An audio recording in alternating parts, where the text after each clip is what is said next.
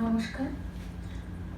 এখানে উপস্থিত সকলকে আমার শ্রদ্ধা এবং প্রণাম জানিয়ে, সামনে উপস্থিত আমার স্যার বা যিনি গুণীজন ব্যক্তিদেরকে আমার প্রণাম জানিয়ে আমি কবি সুবোধ সরকারের বেলুর কবিতাটি পাঠ করছি।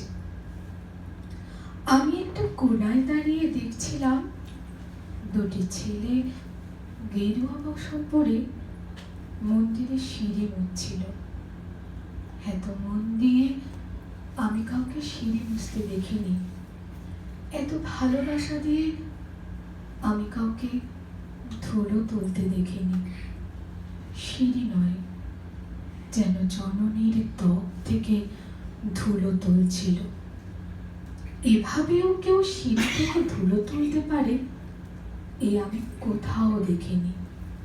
স্থিতপূর্ব মহারাজকে জিজ্ঞাসা করলাম, ছেলে দুটি কে?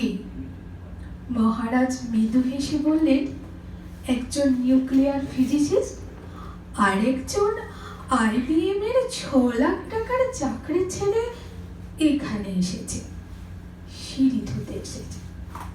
যে সিঁড়ি দিয়ে মানুষ উপরে ওঠে তা যেন পরিষ্কার হয়। মহারাজ চলে গেছে। সন্ধে নেমে আসে গঙ্গায়, আমার ভেতরেও নামছে সন্ধে। সারা পৃথিবীতে এত সিঁড়ি, সিঁড়িতে সিঁড়িতে এত দাগ, এত ক্রোধ, এত অপমান। আরতি শুরুর আগে মনে হলো, যে সিঁড়ি মুছতে পারে না সে কখনো মানুষের চোখে জল মুছতে পারে না। নমস্কার।